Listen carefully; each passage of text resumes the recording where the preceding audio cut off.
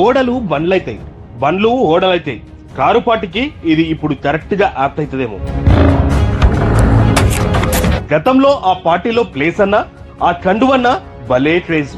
Party ticket కోసం అయితే కోట్లు. ఇక ఆ టికెట్ వస్తే చాలు, చలో అసెంబ్లీయో పార్లమెంట్ కో కాస్ట్లీ కారెస్ట్ పోయినట్లేననే కాన్ఫిడెంట్ ఉండే. కానీ కాలం గిర్రున తిరిగింది. అధికార పార్టీ ఇప్పుడు అపోజిషన్ లో కూర్చుంది. గతంలో అభివృద్ధి కోసం కారెక్కిన నేతలంతా అదే అభివృద్ధి కోసం అంటూ అస్తం పార్టీకి షేక్ హ్యాండ్ ఇస్తున్నారు. చివరికి పార్టీ టికెట్లు ఇద్దామన్నా అభ్యర్థులు ముందుకు రావడం లేదంట బీఆర్ఎస్ పార్టీలో.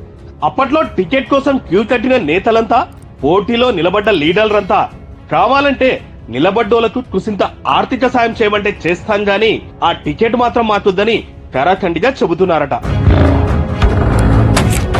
ఇక అభ్యర్థుల్ని కన్వే చేయడం కోసం అపరచాణక్యుడు కేసీఆర్ కొత్త స్ట్రాటజీని ఇంప్లిమెంట్ చేసే దిశగా ఆలోచిస్తున్నారని టాక్. టికెట్ అయితే తీసుకోండి, పైసలు మావే, ప్రచారం మాదే, కేవలం బరిలో నిల్చోండి, అంతా మేమే చూసుకుంటామని బంపర్ ఆఫర్ ఇవ్వబోతున్నారట. టికెట్ ఇచ్చినప్పటి నుంచి ముగిసే వరకు పర్యవేక్షిస్తామని, ఒక్క పైసా మీ జేబులోంచి పెట్టుకోవాల్సిన పని లేదని భరోసా ఇచ్చే ప్రయత్నం చేస్తున్నారంట కారు సారు.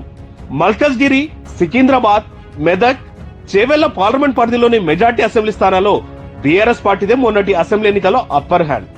మరికొన్ని స్థానాల్లో స్వల్ప మెజార్టీతో ఓడిపోయింది.